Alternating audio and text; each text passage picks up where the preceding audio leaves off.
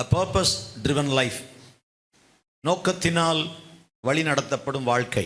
இந்த புஸ்தகத்திலிருந்து வசனங்கள் தான் அந்த புஸ்தகத்தின் வழியாக நம்முடைய வாழ்க்கையின் நோக்கத்தை அறிந்து அதற்காக மட்டும் வாழ வேண்டும். நம்முடைய கவனம் வேற எதுலேயும் போய் நம்முடைய லைஃப் வேஸ்டாக போகக்கூடாது. எதற்காக தேவன் நம்மை படைத்தாரோ அதை செய்து முடிக்க வேண்டும். எதற்காக நான் பிடிக்கப்பட்டேனோ அதை பிடித்துக் கொள்ளும்படி ஆசையாய் தொடுகிறேன். A purpose driven life. இந்த லைஃப் ஆஃப் பால். பூமியில் நான் என்ன செய்யணும்னு நீங்கள் என்ன அனுப்புனீங்களோ அதை செஞ்சு முடித்தேன். இயேசு வாழ்க்கையில் A purpose driven life. யோசித்து பாருங்க. யோவான் தன் பணிவிடை ஓட்டத்தை முடித்தான். A purpose driven life. நோக்கத்தினால் நடத்தப்படும் வாழ்க்கை. சும்மா எதையோ செஞ்சோம், எதையோ பண்ணிட்டு போனோம், ஏதோ 4 பேருக்கு சந்தோஷமா, அப்படி இல்லை. தேவ சித்தத்தை நிறைவேற்றுகிற வாழ்க்கை. God's purpose. ஸோ சகலமும் அவரை கொண்டும் அவருக்கென்றும் சிருஷ்டிக்கப்பட்டது. கொலோசேயர் 1:16. அதான் பேஸ், அதான் அஸ்திபாரம். சகலமும் அவரை கொண்டும் அவருக்கென்றும். That means it includes me. I am included in the plan of God. தேவ சித்தத்தில் நான் உள்ள அடங்கி இருக்கிறேன். I am included in the plan of God. தேவனுடைய அந்த திட்டத்தில் நான் உள்ள அடங்கி இருக்கிறேன். ஆண்டவர் என்னை நித்தியத்துக்காக படைத்தார். I am created for eternity. Short, not for a short life. ஒரு 50-60 வருஷம் என்பது குறுகிய வாழ்க்கை. பரலோகத்தோடு ஒப்பிடும்போது, இனி வாழக்கூடிய வாழ்க்கையோடு ஒப்பிடும்போது, தேவனோடு வாழக்கூடிய வாழ்க்கை தான் நித்திய வாழ்க்கை. அதுக்கு தான் நித்தியம்னு பேர். Eternity, eternal life. நித்திய ஜீவன், நித்திய நாடு, நித்திய வீடு எல்லாம் பாருங்க, அதெல்லாமே எட்டர்னல். அதுக்கு முடிவே கிடையாது. அதுக்கு முடிவே கிடையாது. இதுக்கு ஆரம்பம் இருக்கு, முடிவு இருக்கு, பிகினிங் இருக்கு, எண்ட் இருக்கு, பர்த் இருக்கு, டெத் இருக்கு. இல்லை, ஆரம்பம் முடிவு, பிறப்பு இறப்பு, தோற்றம் மறைவு, எல்லாமே ஒரு ஃபினிஷிங் லைன் இருக்குது. அங்கே அப்படி இல்லை. அது பேர் எட்டர்னிட்டி, நித்தியம். அதான் நித்தியம், முடிவே கிடையாது. அந்த வாழ்க்கைக்கு தான் நம்ம படைக்கப்பட்டோம். இயேசுவை ஏற்றுக்கொள்ளும் போது நித்திய ஜீவனை தரார். அங்கே போவோம். நித்திய ஜீவன். இந்த சரீரம் கொஞ்ச நாள் தான் வாழுது உலகத்தில். இது தற்காலிக வாழ்க்கை, டெம்பரரி லைஃப். ஸோ அந்தோட ஒப்பிடும்போது இனி வாழப்போகிற வாழ்க்கை தான் ரியல் லைஃப். அந்த லைஃபுக்கு அது ஒரு main play. It's a rehearsal here. நாம் இப்பொழுது இனி வாழப்போகிற வாழ்க்கைக்கு ஒத்திகை பார்த்து கொண்டிருக்கிறோம். we are on a rehearsal. இந்த பூமியில் வாழ்கிற 50 வருஷம், 60 வருஷம், 70, 80 வருஷம், நீங்கள் எவ்வளோ வச்சாலும் சரி, ஒரு rehearsal. the real play starts very soon. அதுதான். ஸோ நித்திய கண்ணோட்டத்தில் வாழணும். எதற்காக ஆண்டவர் படைத்தார்? ஸோ ஆண்டவர் ஒரு திட்டத்தோடு படைத்தார். ஒரு திட்டத்தோடு படைத்தார். அந்த திட்டம் என்ன? 430 வருடங்கள் அடிமையாயிருந்த இஸ்ரவேல் ஜனங்களை ஆண்டவர் மோசே, ஆரோன் என்பவர் மூலமாக விடுதலையாக்கினார். அப்படி விடுதலையாக்கும் போது பார்வோன் கிட்ட போய் பேச, அந்த ஜனங்களை விட சொல்லு. எதுக்குன்னு கேட்டா, எனக்கு ஆராதனை செய்ய என் ஜனங்களை அனுப்பிவிடுன்னு சொல்லு. சும்மா அனுப்பு, நாங்கள் போயிடுவோம். இல்லை, பர்பஸ் கொடுத்தார் ஆண்டவர். எனக்கு ஆராதனை செய்ய என் ஜனங்களை போக விடுன்னு போய் சொல்லு. அவன் விடமாட்டேன்னா ஆண்டவர் மோசே, ஆரோன் மூலமாக விடுதலையாக்கினார். அவங்கள வழி நடத்திக்கிட்டே வந்தார். சொன்னார், நீங்கள் என்னுடையவர்கள். You belong to me, you are my property. நீங்களே எனக்கு சொத்து, என் சம்பத்து நீங்க தான். அப்படிலாம் சொல்றார் ஆண்டவர். You belong to me. நீ என்னுடையவன், என்னுடையவள். எனக்கு பிரியமாக நடக்கணும். அதுக்கு தான் உன்னை படைச்சேன். நீ உன் இஷ்டத்துக்கு எதையும் செய்து வாழ்க்கையை முடிச்சிடாத. ஸோ அதுக்கு என்னெல்லாம் செய்யணும், என்னெல்லாம் செய்யக்கூடாது, யாத்திராகமோ, லேவியராகமோ, எண்ணாகமோ, உபாகமோ, இதெல்லாம் அந்த கட்டளைகள். 613 சட்டங்கள் மோசையின் மூலமாக கொடுத்தாருன்னு ஒரு வேத பண்டிதர் சொல்றாரு. 613 10 கட்டளைகள் தான் நம்ம பிரதானமாக பார்க்குறோம். இதுக்கு விரிவாக்கம், எக்ஸ்பிளனேஷன். ஓய்வு நாளை பரிசுத்தமாய் ஆசரிக்க நினைப்பாயாகன்னா, பரிசுத்தமாய் ஆசரிக்கிறதுனா என்ன, ஆசரிக்கிறதுனா என்ன, இப்படி ஒவ்வொன்றுக்கும் விளக்கங்கள். என்ன செய்யணும், என்ன செய்யக்கூடாது. 613 சட்டத்திட்டங்கள் இருக்கிறதாக வேத பண்டிதர்கள் சொல்லுகிறார்கள். எல்லாமே எதுக்கு? அவருக்காக வாழணும், அவருக்காக வாழணும். இதுதான் பர்பஸ். ஸோ ஆண்டவர் நம்மை அவருக்கென்று படைத்தார், அவரை ஆராதிப்பதற்காய் படைத்தார், நித்தியத்துக்காய் படைத்தார். நான் ரொம்ப நாள் அவரோட வாழணும்னு என்னை படைச்சார். என்னை படைக்க வேண்டிய அவசியமே ஆண்டவருக்கு இல்லைங்க. There's no need for God to create me. என்னை படைக்க வேண்டிய அவசியமே இல்லை. என்ன அவசியம்? நான் இல்லைன்னா என்ன நின்று போயிடும்? உலகம் நின்று போயிருமா? சூரியன் உதிக்காதா? நான் அந்த பூமியில் இல்லைன்னா ஒண்ணுமே நடக்காதா? தேவனுக்கு என்ன நஷ்டம்? யோசிச்சு பாருங்க. என்னை படைக்க வேண்டிய அவசியமே ஆண்டவருக்கு இல்லை, ஆனா படைச்சாரு இல்ல. தாயின் கருவில் உருவாகும் முன்னே நம்மை பண்டாரு. நம்மளை பேர் ஒரு பெரிய பிளானு. அப்போ அந்த பிளானோட படைச்சிருக்கிறவர், என் பிளானை கொஞ்சம் தெரிஞ்சுக்கப்பா, நான் உன்னை பற்றி என்ன பிளான் வச்சோம் அது தெரிஞ்சுக்க, அதை செய்கிறதுக்கு ட்ரை பண்ணு, அதுதான் எனக்கு சந்தோஷம். அது வர்ஷிப். ஏசாயா 43:5, என் மகிமைக்காக நான் படைத்தேன், நித்தியத்துக்காக படைத்தேன். நீங்கள் தற்காலிகமாக உலகத்தில் வரல, உங்கள் மேலே ஒரு திட்டத்தோட படைச்சேன். நான் தான் படைச்சேன், திட்டத்தோட படைச்சேன், நித்தியத்துக்காக படைச்சேன், என் மகிமைக்காய் படைச்சேன். ஸ்லோவா கிராஜுவலா ஒன்னா படிக்கிறோம் பாருங்க. So what does it mean when the Lord says I have created you for my glory? What is that glory? Let us glorify the Lord அப்படின்னு நிறைய அடிக்கடி சபைகளை கேட்கிறோம். But many people don't know the meaning of glory. அந்த மகிமையை கண்டோம் அப்படின்னு யோவான்ல 1:17 வாசிக்கிறோம். இயேசு கிறிஸ்து வந்தபோது அந்த மகிமையை கண்டோம். பிதாவுக்கு இவர் அவருடைய எபிரேயர்ல இவர் அவருடைய மகிமை பிரகாசமாய் இருக்கிறாரு. கடவுள் எப்படி இருப்பார் என்பதை இயேசுவில பார்க்கிறோம். சோ இயேசுவின் நீதி, இயேசுவின் பரிசுத்தம், இயேசுவின் அன்பு, இயேசுவின் மகிமை, இயேசுவின் ஒளி, இயேசுவின் தாழ்மை, கேரக்டர். என்றைக்கு ரட்சிக்கப்பட்டோம், என்றைக்கு ஞானஸ்தானம் பெற்றோமோ அன்றைக்கு we are in the family of God. தேவனுடைய குடும்பத்தில் வந்துட்டோம். தேவனுடைய குடும்பத்தில் அவர் தான் தகப்பன், தகப்பனை போல பிள்ளை. அதான் பர்பஸ். அப்பா அம்மா இருக்கு, இந்த பிள்ளை அம்மா அம்மா இருக்கு. So god's nature must be revealed through as.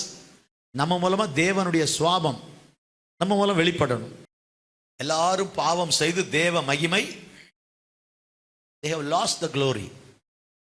மகிமைக்காக தான் படைச்சேன். அருமையான வசனம் ஏசாயா 43:7 நேற்றைக்கு படிச்சோம். அப்ப அந்த மகிமைன்னா என்ன? எப்படி ஆண்டவரை மகிமைப்படுத்துறது? நம்முடைய வாழ்க்கை முறை. நேற்று 5 காரியங்களை சொன்னேன். How do we glorify God? How to glorify God? தேவனை மகிமைப்படுத்துவது என்பது எப்படி? ஒரு 5 காரியங்களை தியானித்தோம். எதை நான் செய்தால் தேவனுக்கு மகிமை வரும்? ஆராதிப்பது, த்ரூ வர்ஷிப். தேவனை ஆராதிப்பதின் மூலமாய் அவருக்கு என்ன வரும்? அப்ப ஆராதனைன்னா என்னன்னு தெரியணும். ஆராதனை என்பது ஒரு ஆராதனைன்னா பாட்டு நேரத்தை தான் ஆராதனை நினைக்கிறோம் நம்ம. அப்புறம் பிரசங்கம் பண்றது, அப்புறம் காணிக்கை எடுக்கிறது, அப்புறம் நம்ம ஜெபம் பண்றது, அதெல்லாம் ஆராதனை நினைக்கல. இப்ப கொஞ்ச நேரம் ஆராதிக்க போறோம் அப்படிதானே சொல்றோம். நம்ம மைண்டே மாறணும். நம்முடைய வாழ்க்கையில நம்ம எதையும் ஆண்டவருக்குன்னு நினைத்து செய்தால் அதுவே ஆராதனை. Whatever you do in the name of God, that's a worship. Do everything out of love. எதை செய்தாலும் அன்பினால் செய்யுங்கள். உங்கள் காரியங்கள் எல்லாம் அன்போடே செய்யப்பட கடவுது.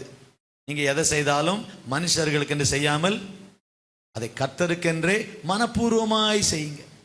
ஆண்டவருக்கு எப்படி செய்வீங்களோ அதை மாதிரி மனுஷனுக்கு செய்யுங்க. That's a worship. அப்ப நம்ம ஒவ்வொரு நாளும் சின்ன சின்ன விஷயத்தை கூட எவ்வளவு கவனமா செய்யணும். எதை செய்தாலும், உங்க வேலையை செய்தாலும், நான் ஆண்டவருக்கு வேலை செய்யறேன். அவர் எப்படி எதிர்பார்ப்பாரோ அப்படி செய்யறேன். அவர் எப்படி செஞ்சா சந்தோஷப்படும் அப்படி என் வேலையை செய்யறேன் என் கம்பெனியில. So my job. So Martin Luther சொல்றாரு, பால் பண்ணையில இப்பெல்லாம் மெஷின் வந்துச்சு பால் கறப்பதற்கு. பால் பண்ணையில போய் ஒரு பால் கறக்கிற அம்மா கூட அந்த வேலையை செய்யும்போது, ஆண்டவரே அப்படின்னு நினைச்சுக்கிட்டு செய்யும்போது அது தேவனுக்கு மகிமை. அதான் ஆராதனை. In every area of your life you can bring glory to God through your job, day to day life. ஒவ்வொரு நாளும் நமது வாழ்க்கையின் ஒவ்வொரு பகுதியும் தேவனுக்கு மகிமை கொண்டு வர முடியும். So every aspect of life we must be very careful. ஒரு உயர்ந்த தரமான வாழ்க்கை நமக்கு கர்த்தர் வைத்திருக்கிறார். ஒரு சீப்பா வாழ்ந்து வாழ்க்கையை முடிச்சிடக்கூடாது. ஒரு சீப்பா வாழ்ந்து முடிச்சிடக்கூடாது. ஒரு ஹையர் லெவலில் வச்சிருக்கார். God has fixed a standard. All have sinned and come short ன்னு போடுங்க இங்கிலீஷில். அவர் வச்ச ஸ்டாண்டர்ட்லேருந்து இறங்கிட்டாங்க. ஒரு ஸ்டாண்டர்ட் வச்சிருக்காரு. ஒரு போலீஸ் வேலைக்கு ஒருத்தர் போகணுன்னா ஒரு அளவு வச்சிருக்காங்க. அங்கே வந்து நில்லுங்கிறாங்க. எல்லா ஆட்கள் அப்படி எங்கே குள்ளமாக தெரிஞ்சிட போகிறோன்ட்டு இப்படிலாம் நிற்பாங்க. ஒழுங்கா நில்லுப்பா, இப்படி இந்த ஹைட்டை காட்டுறதுக்கு இல்லை ஒரு மாதிரிலாம் நிற்பாங்க. ஏன்னா எங்கேயோ ஒரு இன்ச்சு குறைஞ்சிச்சுன்னா நம்ம செலக்ட் ஆக மாட்டோன்ட்டு ஒரு அளவு வச்சுருக்காங்க. போலீஸ்னால் இந்த அளவுக்கு இருக்குன்னு ஒரு கோடு போட்டு வச்சுருப்பாங்க. இப்படிலாம் என்னென்னா ஒழுங்காக நில்லு, பதட்டம் இல்லாமல் நில்லு, ரொம்ப தலையை தூக்காத அப்படிலாம் சொல்லுவாங்க. நீ தலையை தூக்குறதுனால உனக்கு வேலை, உனக்கு இது லெவலில் இருக்கிறியா, அந்த லெவலில் இல்லைன்னா உனக்கு யூ ஆர் நாட் செலக்டட். ஒரு போலீஸ் வேலைக்கு போகிறவங்களுக்கு என்னெல்லாம் செய்யணும்னு தே ஆர் ப்ரிப்பேரிங். ஓடணும், உடம்பை எப்படி வச்சுக்கணும், ஹைட் எவ்வளோ இருக்கணும். இல்லை, ஆண்டவர் ஒரு ஸ்டாண்டர்ட் வச்சார். All have sin come short. அந்த லெவலில் குறைஞ்சிட்டாங்க. அதான் வசனம் சொல்லு, come short of the glory of God. ஆனால் மீண்டும் அந்த க்ளோரி, அந்த மகிமை கிறிஸ்து மூலமாக வெளிப்பட்டது. ஒளியாக, பரிசுத்தமாக, வெளிச்சமாக, அன்பாக. அவருடைய மகிமை என்பது இதுதான். அவருடைய மகிமையை கண்டோம். யோவான் 1 வாசிக்கிறோம் இல்ல, பிதாவுக்கு ஒரே பேரான குமாரனுடைய மகிமையை நாங்கள் கண்டோம், அந்த மகிமையை கண்டு அப்படின்னு சொல்றோம். நாங்கள் சாட்சி இடுகிறோம். அந்த மகிமை இயேசு. கிருபையும் சத்தியமும் இயேசு மூலமாய் வெளிப்படுவது, மகிமையும் வெளிப்பட்டது. அந்த மகிமை இப்ப இயேசு நமக்குள்ள இருக்கிறார் சொல்றோம். கிறிஸ்துவானவர் எனக்குள்ள இருக்கிறார், ஆவியானவர் என் மேல இருக்கார். இப்போ கிறிஸ்து எனக்குள்ள இருந்தார்னா, நேற்று தான் சொன்னேன், உள் வாங்கி வெளியே கொடுங்க. Receive and reflect. கண்ணாடி சிறந்த உதாரணம்.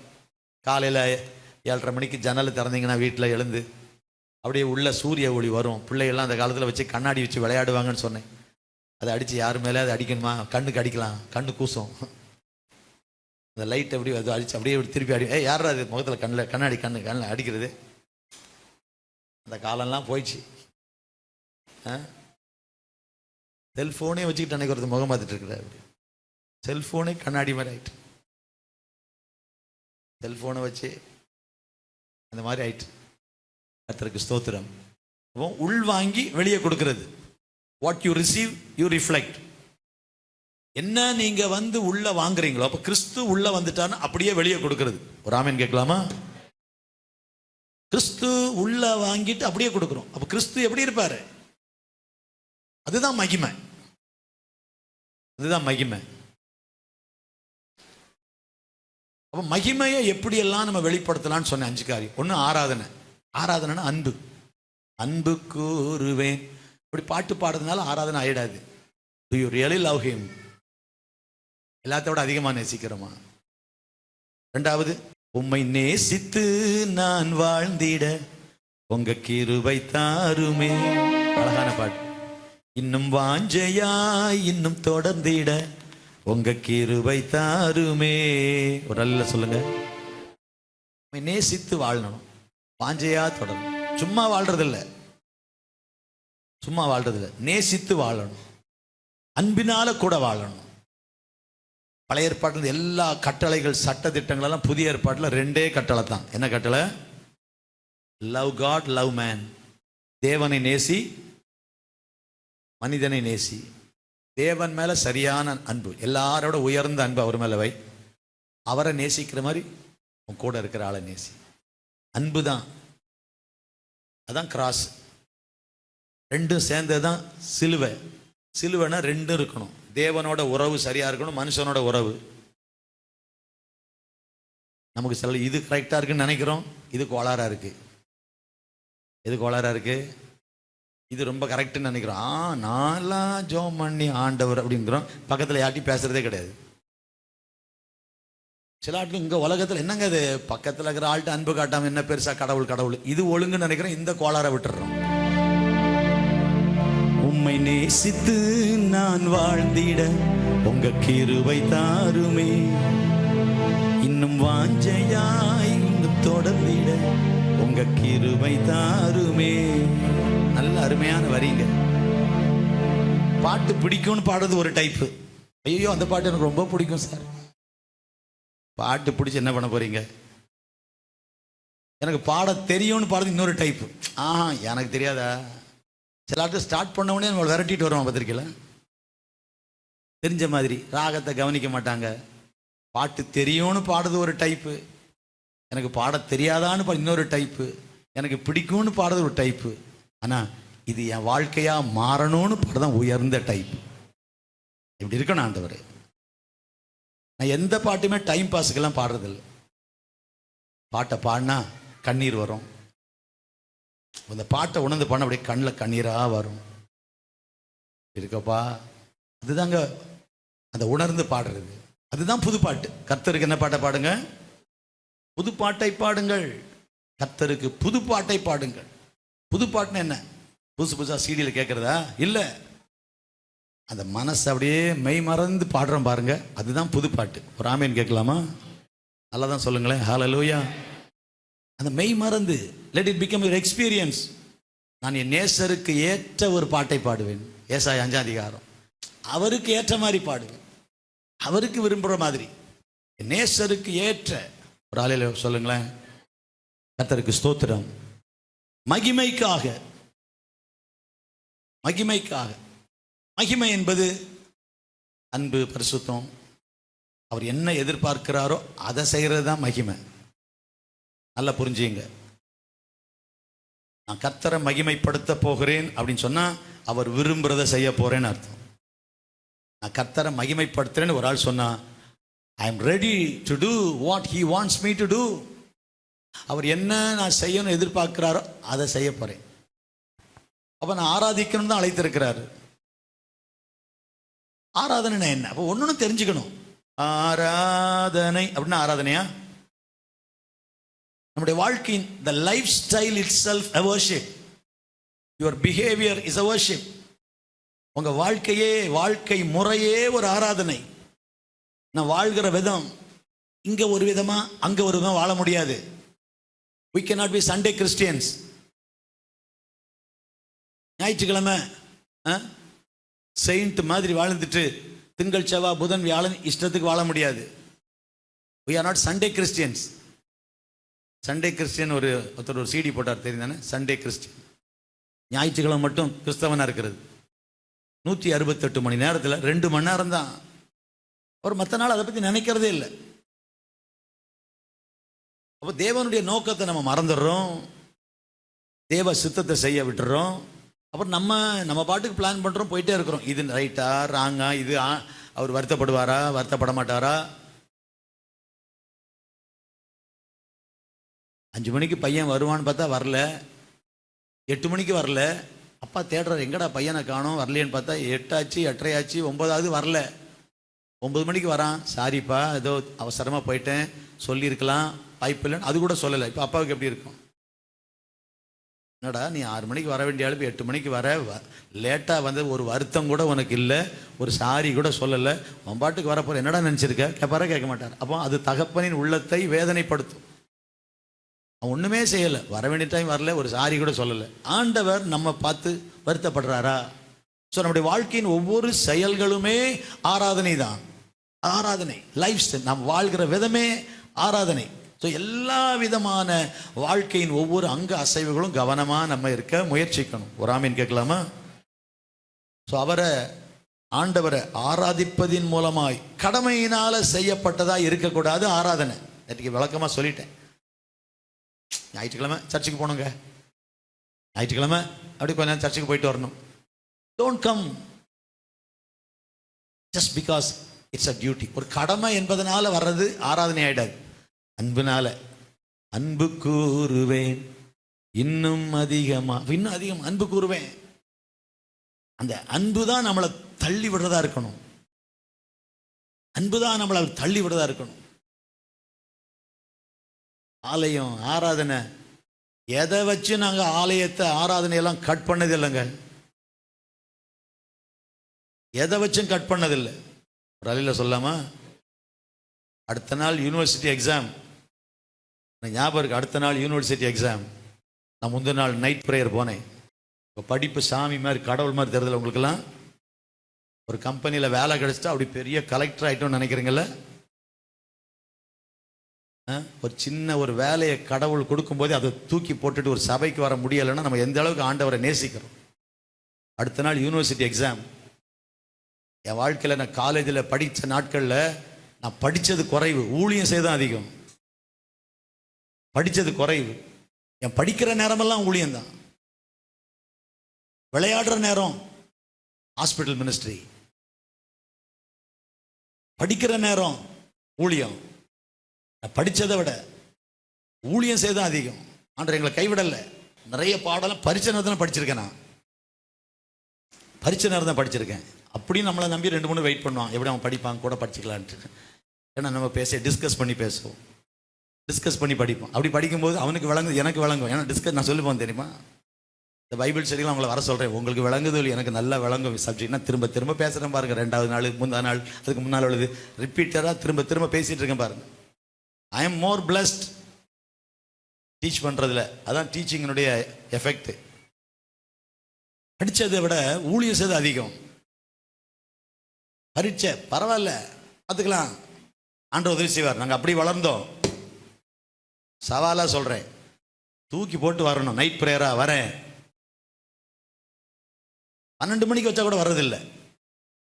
அடுத்த நாள் வேலை இருக்குது, ஸ்கூல் காலேஜ் இருக்குன்னு வைக்கிறோம். ஆனாலும் அந்த ஆண்டவர் மேலே பற்று இல்லை ஆட்களுக்கு. வந்தால் கடமைக்கு வர்றது. காலையிலே வேலைக்கு போனால் என்ன, நைட்டெல்லாம் கண் விழிச்சா கர்த்தர் பலன் தருவாருங்கிற விசுவாசம் வரணும். பலன் தருவார், அடுத்த நாள் எனக்கு பலன் தருவார். நான் கண் விழிச்சிட்டா ஒன்றும் கெட்டு போயிட மாட்டேன்.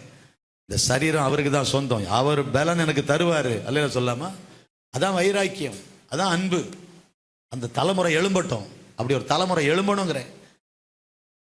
ஆண்டவருக்காக எதையும் 2வது இடத்துல தாள் சொன்னல.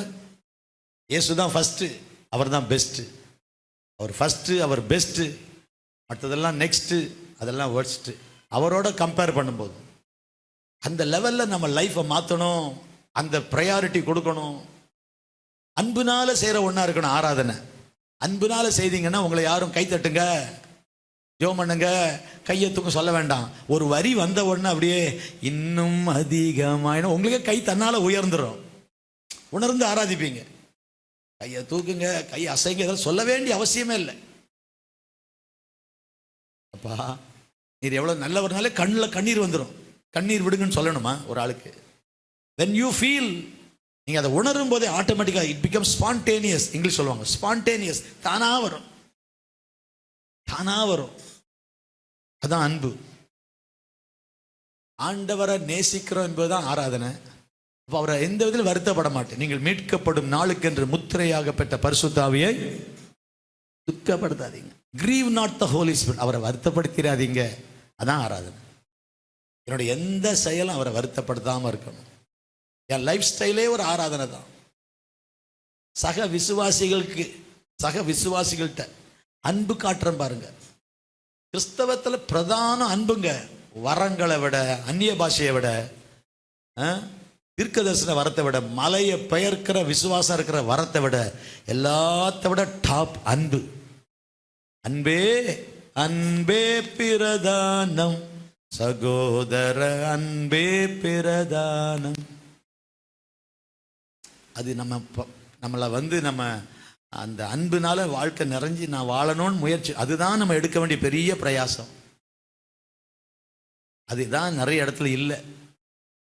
அன்பு சகலத்தையும் தாங்கும், சகலத்தையும் சகிக்கும், அது பொறுமையாக இருக்கும், அது மன்னிக்கும், தீங்கு நினையாது. தமிழில் இங்கிலீஷில் போட்டு love keeps no record of evil.